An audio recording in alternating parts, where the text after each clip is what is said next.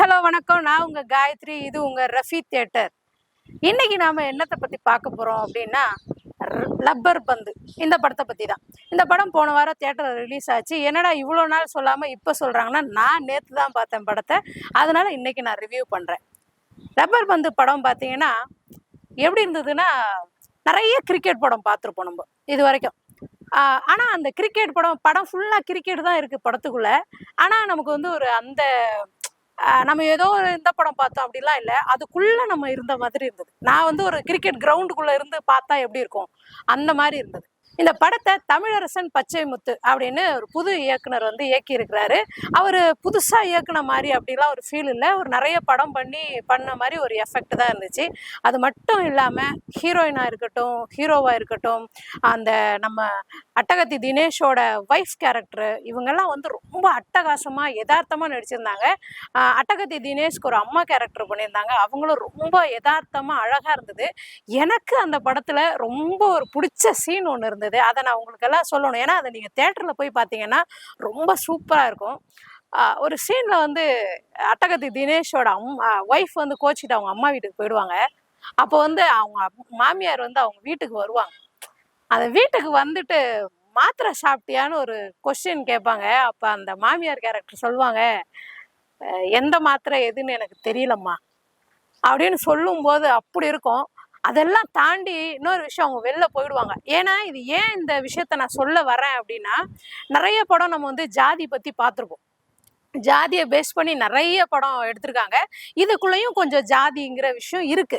ஆனால் அந்த விஷயத்த வந்து இந்த இயக்குனர் வந்து எப்படி கையாண்டிருக்காருன்னா, அவங்க வந்து அட்டகத்தி தினேஷோட அம்மா வந்து கொஞ்சம் ஹையர் கேஸ்ட் மாதிரியும், இவங்க லோயர் கேஸ்ட் மாதிரி தான் காமிச்சிருக்காங்க. அவங்க தான் இந்த வீட்டுக்கு வருவாங்க. அப்போ வந்து ஹீரோயினோட அம்மா கேட்பாங்க, எங்கள் வீட்டிலலாம் தண்ணி குடிப்பீங்களா அப்படின்னு ஒரு கேள்வி கேட்பாங்க. குடு அப்படின்னு சொல்லிட்டு குடிச்சிருவாங்க. இதெல்லாம் தாண்டி அவங்க வெளியில போயிட்டு மறுபடியும் உள்ள வந்து அந்த மருமகள்கிட்ட ஒரு வார்த்தை கேட்பாங்க, எனக்கு ரொம்ப பசிக்குது, சாப்பாடு போடுவியா அப்படின்னு கேட்பாங்க. உட்காந்து சாப்பிடுவாங்க. இந்த விஷயம்லாம் இயக்குனர் எப்படி கையாண்டிருக்காரு அப்படின்னா, ஜாதிலாம் ஒன்றும் இல்லைங்க, அன்பா இருந்துட்டா ஜாதிங்கிறதெல்லாம் ஒண்ணுமே இல்லை அப்படிங்கிறத வந்து ரொம்ப அழகா சொல்லியிருப்பார். ஏன்னா எனக்கு வந்து இந்த படத்தை பார்க்கும்போது, நான் நிறைய படம் பார்த்துருக்கேன். எனக்கு இந்த ஜாதி படம் பார்க்கும்போதெல்லாம் எரிச்சலாக இருக்கும். ஏன்டா இப்படி பண்ணுறாங்க, அதெல்லாம் இப்போ இல்லையே, இப்போ ஏன் புதுசாக இதெல்லாம் கொண்டு வராங்க அப்படின்னு இருக்கும். ஆனால் இந்த படத்தில் அதெல்லாம் இல்லாமல் ஒரு டைரக்டரால் இவ்வளோ அழகாக காமிக்க முடியுமா அப்படின்னு இருக்கு. ஹரிஷ் கல்யாணன் நடிப்பு பார்த்தீங்கன்னா இந்த படத்தில் ரொம்ப அழகாக யதார்த்தமாக இருந்தது. ஹீரோயின் நடிப்பும் ரொம்ப நிறைய படத்தில் காமிப்போம், என்ன கிரிக்கெட்டு லவ் இது அதுதான் இருக்கும்னு சொல்லி, இங்கே வந்து லவ்வையும் அழகாக காமிச்சிருந்தாரு, கிரிக்கெட்டையும் ரொம்ப அழகா காமிச்சிருந்தாரு. லவ்ங்கிறது முகம் சுழிக்கிற மாதிரி எந்த இடத்துலயுமே இல்லை. படத்துல வந்து பாட்டே ஒரு பாட்டு தாங்க இருக்கு. மிச்சம் எல்லாமே வந்து நம்ம இளையராஜா சார் பாட்டு, நிறைய பழைய பாட்டு தான் யூஸ் பண்ணியிருக்காங்க. படத்துக்கு ஏற்ற மாதிரி அதெல்லாம் அங்கங்க வந்து ஃபில் பண்ணியிருந்தாங்க. அந்த பாட்டெல்லாம் ரொம்ப அழகா இருந்தது. அந்த பாட்டெல்லாம் ஒரே ஒரு பாட்டுனாலும் படத்துல அவ்வளோ அழகா இருந்தது. மியூசிக் சூப்பரா இருந்தது படத்துல. அது மட்டும் இல்லைங்க, கிரிக்கெட் ஆடும்போது அந்த சவுண்ட் எஃபெக்ட் இருக்கு பார்த்தீங்களா, கிரிக்கெட் வந்து அந்த மொட்டுன்னு அடிக்கும்போது நம்ம மேலேயே வந்து விழுந்துடுற மாதிரி ஒரு ஃபீலிங் இருக்கும். அவ்வளோ அழகாக சவுண்ட் எஃபெக்ட்ஸ்லாம் பண்ணியிருந்தாங்க. கேமராமேன் ரொம்ப அழகாக கேமரா ஒர்க் பண்ணியிருந்தாரு. ஏன்னா நம்ம பார்ப்போம், நம்ம கிரிக்கெட் கிரவுண்ட்லாம் பார்த்தீங்கன்னா அவ்வளோ கேமரா இருக்கும், ட்ரோன் போவோம், ஒரு ஷாட் அடிக்கணும்னா அந்த பந்தோடையே போவோம், அந்த ஸ்டெம்பில் கூட கேமராலாம் இருக்கும், அப்படி இப்படிலாம் சொல்லுவாங்க.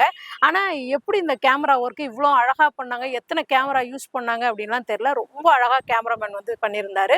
அது மட்டும் இல்லாமல் இந்த படத்தில் எனக்கு வந்து கிளைமேக்ஸ் ரொம்ப பிடிச்சிருந்தது.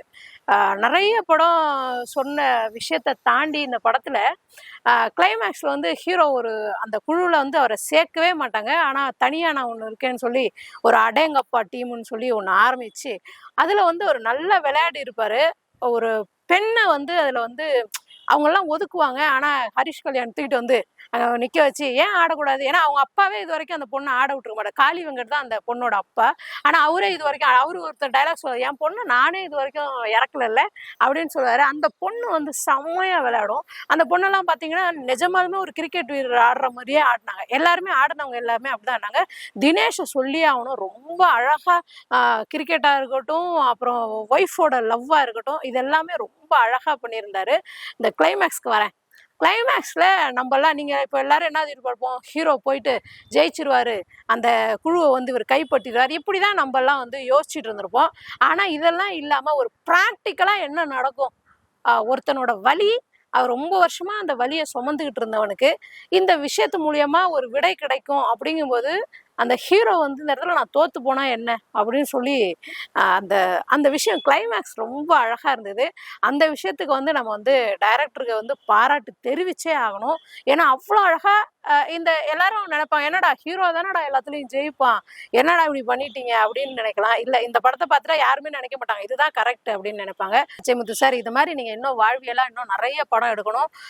தமிழ் மக்களுக்கு இந்த மாதிரி என்டர்டெய்னிங் படமும் ஒரு குடும்பத்தோட பார்க்குற படம் இது வரைக்கும் நிறைய வர்றதே இல்லை. ஸோ உங்களை மாதிரி டைரக்டர்ஸ்லாம் வந்தீங்கன்னா இன்னும் நிறைய படம் கிடைக்கும். இதெல்லாம் தாண்டி டைரக்டர் சொன்ன விஷயம் வந்து எனக்கு வந்து ரொம்ப பிடிச்சிருந்தது. ஒரு விஷயம் சொன்னார் ஒரு பேட்டியில், என்ன சார் நீங்கள் கடந்து வந்த பாதையை பற்றி நான் ஏன் சொல்லணும், நான் எவ்வளோ கஷ்டப்பட்டிருக்கேன், அதை பண்ணியிருக்கேன் இதை பண்ணியிருக்கேன், நான் ஏங்க சொல்லணும், நான் இந்த படத்துக்காக தான் கஷ்டப்பட்டேன், என்னோட முன்னேற்றத்துக்காக தான் கஷ்டப்பட்டேன், நான் அங்கே கஷ்டப்பட்டேன் இங்கே கஷ்டப்பட்டேன், இதெல்லாம் எதுக்கு நான் சொல்லணும் அப்படின்னு சொன்னார். அதுக்கு வந்து உங்களுக்கு வந்து சல்யூட் சார். ஏன்னா இங்கே நிறைய பேர் என்ன பண்ணிட்டு இருக்காங்க அப்படின்னா, ஒரே ஒரு படத்தை எடுத்துக்கிட்டு ஜெயிச்சிட்டேன் குதிச்சிட்டேன்னு சொல்லி நான் இதுக்காக அதை பண்ணேன் இதை பண்ணேன் அப்படிலாம் சொல்லிட்டு இருக்காங்க. உண்மையிலே நம்ம முன்னேற்றத்துக்காக ஒரு விஷயம் பண்ணி ஜெயிக்கிறோம். ஸோ அதை தான் நீங்கள் ரொம்ப அருமையாக சொல்லுங்க. இதுலேயே வந்து உங்களோட மெச்சூரிட்டியும் உங்களோட திங்கிங்கும் உங்களோட பார்வை ஒன்று இருக்கும் இல்லையா, பொதுமக்கள் நான் மனுஷன் இப்படி தான் இருக்க போகிறேன் அப்படின்னு ஒரு பார்வை இருக்கும்ல, அது ரொம்ப அழகாக இருக்குது. Thank you sir. இந்த மாதிரி நல்ல நல்ல படங்கள்லாம் கொடுங்க. ரப்பர் பந்து படம் எல்லாரும் தேட்டரில் போய் பாருங்கள். தேட்டரில் போய் பார்த்தீங்கன்னா அந்த அந்த எஃபெக்ட்லாம் சூப்பராக இருக்கும். ஸோ எல்லாரும் தேட்டரில் போய் பாருங்கள். மறக்காம ரஃபி தியேட்டர் சேனலை லைக் பண்ணுங்க, ஷேர் பண்ணுங்க, கமெண்ட் பண்ணுங்க, அந்த பெல் பட்டனையும் கிளிக் பண்ணுங்க. மறந்துடாதீங்க, அக்டோபர் 6லேருந்து நம்ம ரஃபி தியேட்டரில் பிக் பாஸ் சீசன் 8 இது வரப்போகுது. நீங்கள் எல்லாம் பார்த்துருங்க. ஆளும் புதுசு, ஆட்டமும் புதுசு.